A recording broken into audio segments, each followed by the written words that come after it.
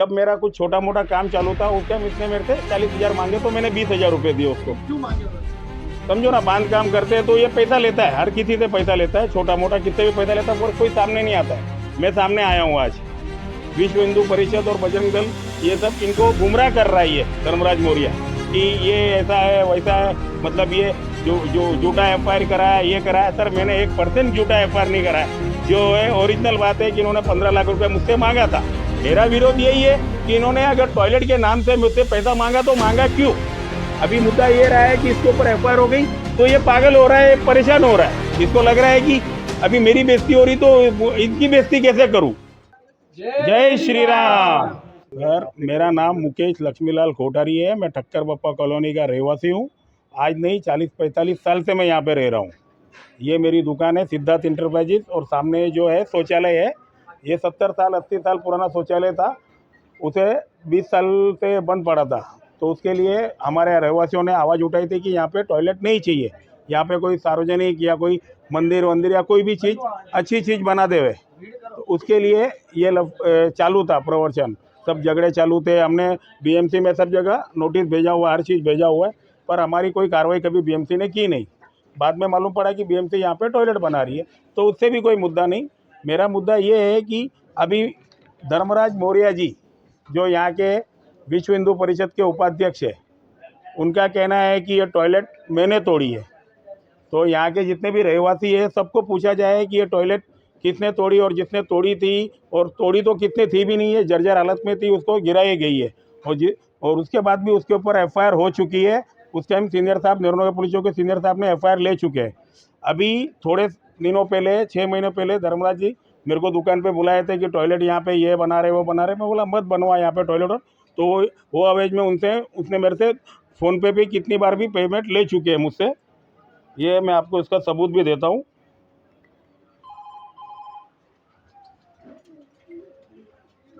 ये आपको मैं उसका सबूत दे रहा हूँ कि धर्मराज जी ने कितनी बार पेमेंट मुझसे लिया है।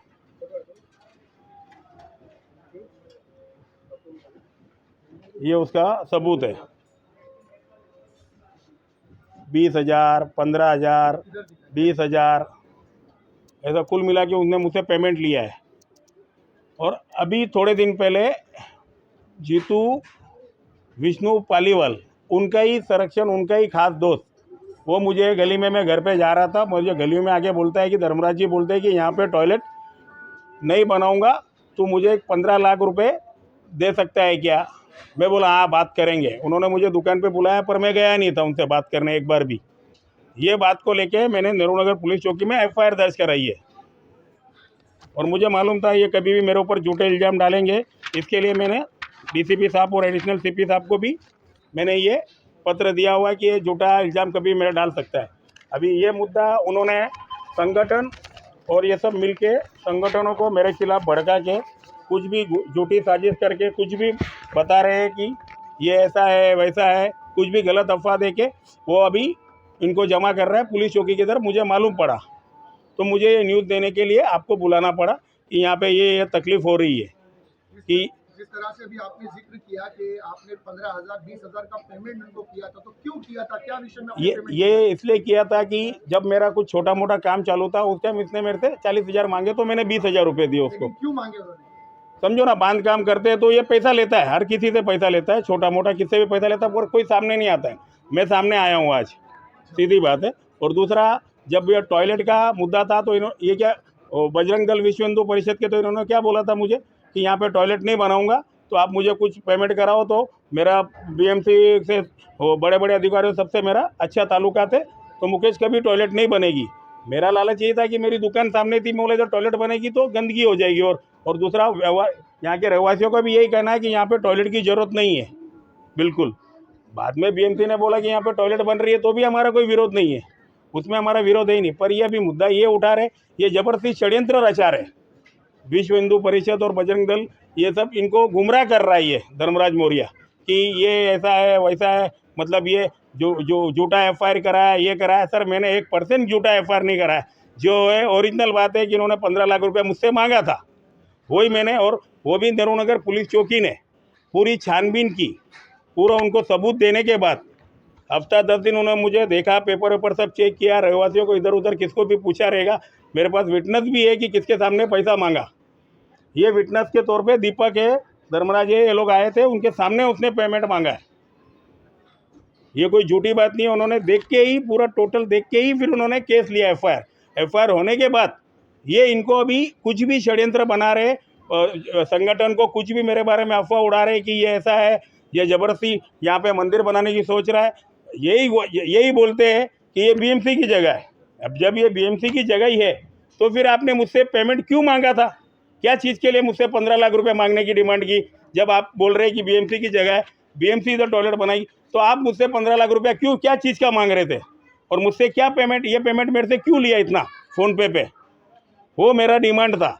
और यहाँ के रहवासियों की हालत उसे नहीं दिख रही है, बाजू की टॉयलेट नहीं दिख रही है। और जो भी संगठन है उनको ये समझ में नहीं आ रहा है कि आप यहाँ पे खुद आइए, एक बार ठक्कर बापा में खुद आइए, ठक्कर बापा में खुद आके हर चीज़ चेक करिए कि यहाँ पे क्या हो रहा है, नहीं हो रहा है। यहाँ पे है ना, सब आके चेक करो, आपको मालूम पड़ेगा कि यहाँ पे कुछ है कि नहीं। आप समझ रहे सर?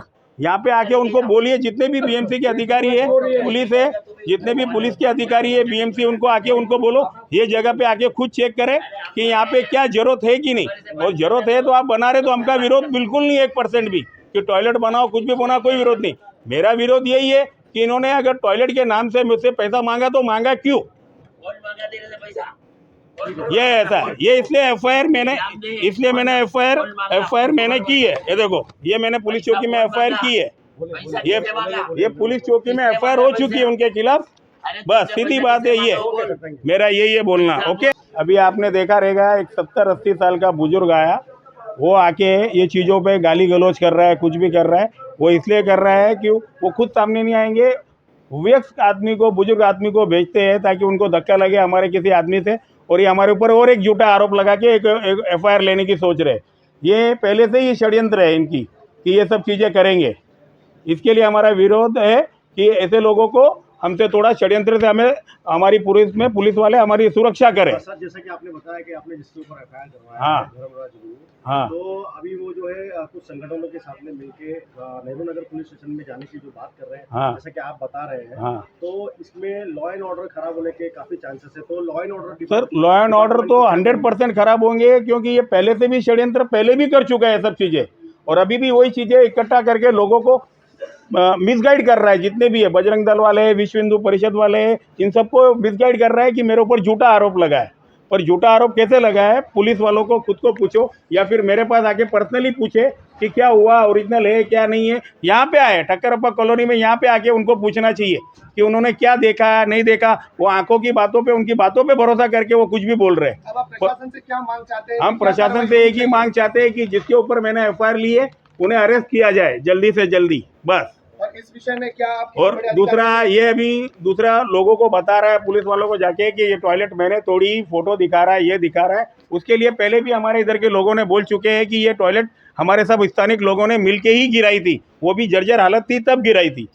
ये बातें आरोप बेबुनियाद लगा रहा है, कुछ भी हो, वो अभी कुछ भी कर सकता है। अभी ये संगठनों का सहारा लेके पुलिस वालों पे और हमारे ऊपर प्रेशर बना रहा है, जबकि हमारा मुद्दा टॉयलेट का था। पर टॉयलेट का मुद्दा अभी नहीं रहा है। अभी मुद्दा ये रहा है कि इसके ऊपर एफआईआर हो गई तो ये पागल हो रहा है, परेशान हो रहा है। इसको लग रहा है कि अभी मेरी बेइज्जती हो रही तो इनकी बेइज्जती कैसे करूं, और कुछ ही नहीं है सर। ओके, मैं यहीं का रहने वाला हूँ, स्थानिक हूँ, और ये काफ़ी पुरानी टॉयलेट है और ये इसकी अभी ज़रूरत भी नहीं, इसकी यहाँ पे ज़रूरत भी नहीं है। हमारे पास ऑलरेडी 50-50 टॉयलेट पड़ा है, तो हमें इसकी ज़रूरत नहीं है। लेकिन ये बीएमसी क्यों बनाना चाहती है हमें पता नहीं। हमने बीएमसी को पत्र किया है 2-2, 3-3 बार, और कोई रिप्लाई भी नहीं आ रहा उनका, और हम लोग यहाँ पे टॉयलेट नहीं चाहते। मैं हाथ जोड़ के निवेदन करना चाहता हूँ कि यहाँ टॉयलेट ना बनाए। सर, मेरा नाम छगन मौर्य है, मैं भारतीय जनता पार्टी का कार्यकर्ता हूँ, और मैं यहाँ इस लोकेशन, यहाँ मैं बचपन से हूँ। यहाँ पे ऑलरेडी ये संडास टॉयलेट क्रमांक 21 नंबर है, ये जो बन रहा है, ये काफ़ी सालों से यहाँ पे है, लेकिन पिछले 30 साल से बंद पड़ी है। और इसके बाजू में ही, इसके साथ में 4 टॉयलेट और है जो कंटिन्यू चालू है, जिसमें 48 कक्ष है। 5 मिनट में 50 लोग एक वन टाइम फ्रेश होकर निकल सकते हैं। इतना बड़ा एरिया यहाँ टॉयलेट का है। इस टॉयलेट की आवश्यकता अभी फ़िलहाल नहीं है। और कुछ व्यक्ति विशेष के लोग जो है वो इस पास के एरिया में रहते हैं, वो इस टॉयलेट को लेकर विवाद बना के बैठे हुए हैं। ये विवाद पिछले 2 महीने से चल रहा है और सुनने में आया है कि वो कुछ तो वो लोग डिमांड है उनकी जिसकी वजह से उन पे एफआईआर भी दर्ज हो गई है, ऐसा सुनने में आया अभी हमको। और वो एफआईआर किस प्रकार से दर्ज हुई है, क्या धाराएं लगी है, वो भी हमको पता चला नहीं है। जब आएगा सामने तो पता चल जाएगा। लेकिन फ़िलहाल इस टॉयलेट की आवश्यकता किसी को भी नहीं है। यहाँ अगर हो सके तो मंदिर बना दो, कोई दिक्कत नहीं है, या हो सके तो इसको ओपन स्पेस कर दो। यहाँ इससे इस टॉयलेट से गंदगी फैलती है। और दूसरी बात, इस टॉयलेट में जो है ना वो सीवरेज लाइन नहीं है। अगर ये टॉयलेट बनती भी है ना तो बृहन्मुंबई महानगर पालिका को इसका संज्ञान लेना पड़ेगा पहले, और इसका सीवरेज लाइन जो ये पाड़ा नंबर 6 है यहाँ से डालना पड़ेगा, जहाँ कोई भी एग्री नहीं होता है सीवरेज लाइन डालने के लिए, कोई डालने देता नहीं है। और जब सीवरेज लाइन ही नहीं है तो इस टॉयलेट को करके करेंगे क्या, रख के क्या करेंगे। तो इससे अच्छा ये है कि ये टॉयलेट ना बने और यहाँ पे ओपन स्पेस करें। मैं यही बोलना चाहता हूँ, यहाँ पे मेरा नाम सुरेश है, मैं इधर रहता हूँ। पिछले 15-20 साल से ये टॉयलेट बंद पड़ा है। ये इधर जो बाजू में टॉयलेट है ये 50 से 40 टॉयलेट ये भी पड़ा है, तो इसका कोई यूज नहीं है, तो ये बना के कोई मतलब भी नहीं है। और इसका ओपन गटर भी इधर ही छोड़ के रखे, गंदगी पूरा एरिया में होता है। और इधर मच्छर भी है, पब्लिक को किसी को टीबी है, किसी को मलेरिया, किसी को टाइफाइड, कितने साल से बीमारी है। तो हमारा यही बोलना है, इधर कुछ छोटा मोटा कुछ दूसरा बना दे, बाजू में गलाओ, हमारा यही कहना है और कुछ नहीं। मेरा नाम पार्वती है। ये टॉयलेट हमारे को नहीं मांगता है। हाल जून कल भी मैं लड़की को एक छुट्टी दिला के ले गए, इसकी वजह से मेरी लड़की भी बीमार है, मेरा भी तबीयत ठीक नहीं है।